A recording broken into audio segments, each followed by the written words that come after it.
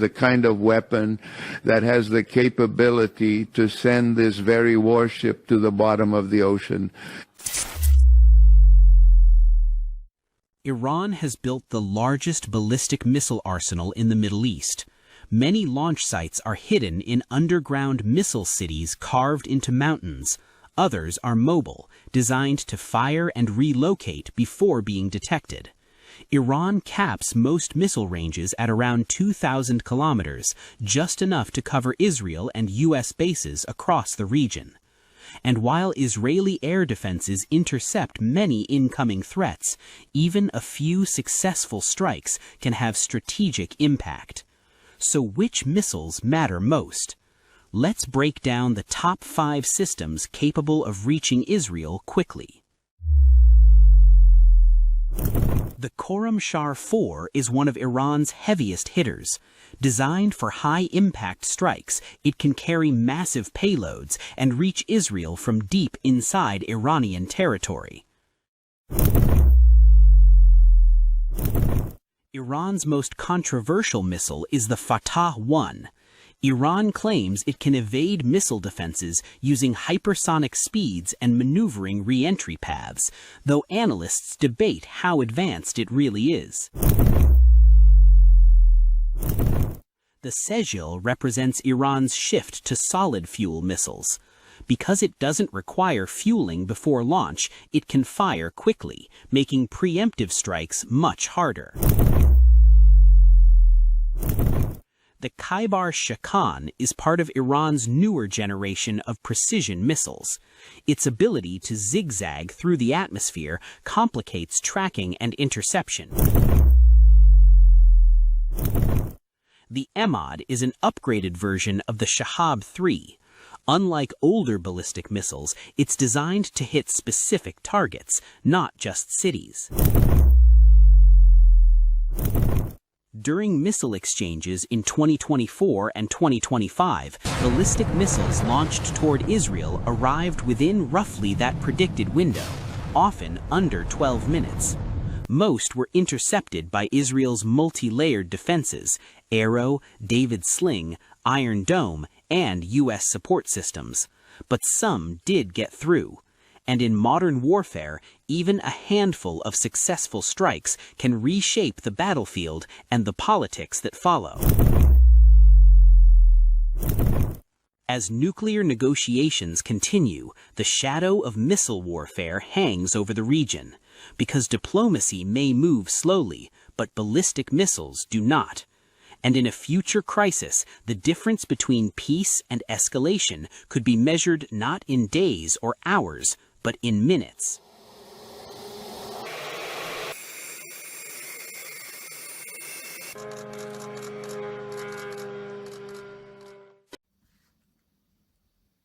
Kalala Malak Yahweh, Wa Yahushai Bahashem, Rahak Wadash, and double honors to the elders of GMS Ruel. Blessings unto those men, and blessings and salutations to the Akim out there in truth, pushing this word in all sincerity and in honesty. With that being said, Shalom Israel Barakatah. Today's lesson, the power of the Carmanians. Now, when it comes to the Iranians, aka the Carmanians, the scripture has said that with great power shall they come. And that's all you're hearing right now upon the news. We pay close attention to the news and match them up with biblical prophecy. But when it comes to the Iranians, they should not be underestimated, just like you saw in the video, because they have an enormous arsenal at their disposal. They have very sophisticated and accurate theater ballistic missiles with a range of 1,200 miles, and they also have those tactical ballistic missiles, the TBMs. They also possess cruise missiles, unmanned systems, and drones. And those Iranian drones are also accurate as ballistic missiles and can fly at lower altitudes to evade radar. So in a time of war, the scriptures have said that with great power shall they come. With that being said, let's go over to 2 Esdras 15 and 30. Here we have that scripture, 2 Esdras 15 and 30.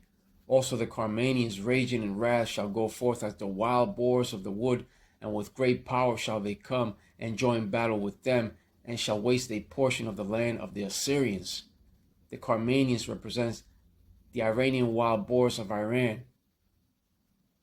They shall be in the same mentality of a wild boar in a time of war. The Iranians of today are the Persians, and it is prophesied that they shall come with great power. So no longer can the smaller nations be bullied, because they have officially leveled the playing field in the possession of nuclear capability and other sorts of advanced weaponry. Iran possesses all sorts of advanced weaponry, as you saw from the video. This scripture of 2 Esdras 15:30 has said that the Carmanians shall rage in wrath, and with great power shall they come. Right. The Iranians, aka the Carmanians, aka the Persians, shall rage in wrath, and with great power shall they come. Tensions are extremely high due to this current Israeli-American war with Iran. But if Iran was to get attacked or invaded by the West, that will automatically draw out the Russians to war.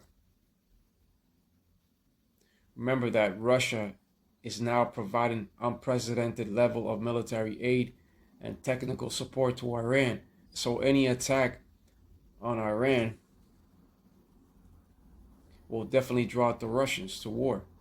And we are no longer living in a time of peace but of war. The ancient Assyrians are not ruling today, but they were cruel and of Caucasian ancestry. Now, the modern day Assyrian is Esau, Edom, and that land of the Assyrians is in reference to America. But as soon as they implement the CHIP of Revelation 13 and 16, that third world war cometh quickly. Like they say, no holds barred. It shall come in full effect.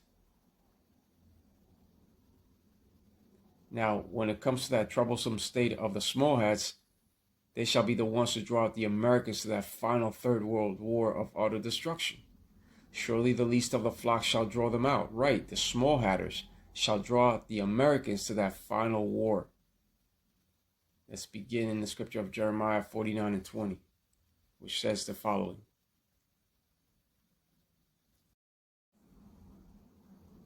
Jeremiah 49 and verse 20. Therefore hear the counsel of the Lord, Yahweh Bashem Yahushua, that he had taken against Edom, and his purpose is that he had purpose against the inhabitants of Teman. Surely the least of the flock shall draw them out. Surely he shall make their habitations desolate with them. The scripture has said, surely the least of the flock shall draw them out. And this represents the small hatters today. They shall be the ones to draw out the armies of Babylon the Great, aka America, to that final third world war of utter destruction. And it shall be a war based upon those arrows of mass destruction. They shall be utilized.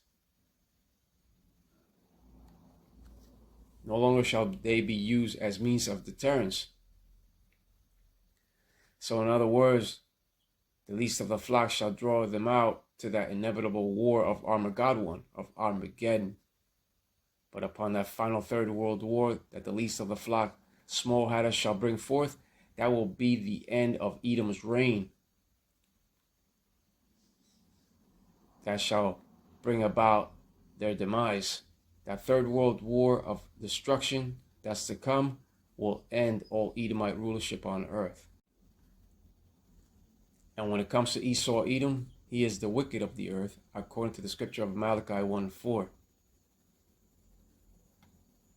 Teman, on the other hand, is known for their wisdom and represents Germany today. The Temanites are the so-called Germans because they are the smartest out of the nation of Edom. But not even the wisdom of Teman can help the nation of Edom on what's to come. They cannot help their brothers on what's to come. There's another scripture to match this one. Let's go over to Jeremiah 50 and verse 45.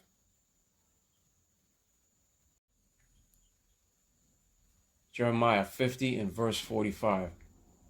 Therefore hear ye the counsel of the Lord, Yahweh Bashem, Yahweh Shai, that he had taken against Babylon, and his purposes that he had purpose against the land of the Chaldeans. Surely the least of the flock shall draw them out.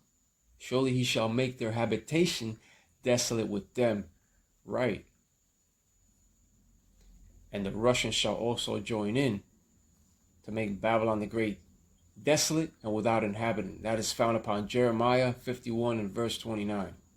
And the modern day Medes are the Russians in verse 28. But surely the least of the flock shall draw them out refers to the small hats in the land of Israel today. The so-called Israeli state will be the ones to draw out the Americans to that final and destructive Third World War. That Third World War will bring about the bitter end of Esau, Edom's rulership. But if Iran is attacked, Russia steps in under that Iranian-Russian Treaty of Comprehensive Strategic Partnership. And if Israel gets attacked, America steps in to assist. It's destined for Russia to lock horns with America. Those two are destined to fight it out in this horrific World War III to come. In the destructive World War III to come. And when it comes to these wars, the Lord Yahweh Bashem Yahushai is the one that controls them. The Lord is a man of war, according to Exodus 15 and 3. And therefore, the Lord has covered all angles. The Lord is the one in charge. World War III is inevitable, but it's just as this scripture has said, surely the least of the flock shall draw them out. Right, the small hatters shall draw out the Americans to that inevitable war of utter destruction. Surely he shall make their habitation desolate with them. The land that the small hats now inhabit and occupy shall also be destroyed in that besom of destruction, along with modern-day Babylon the Great. And Babylon the Great in these times represents America.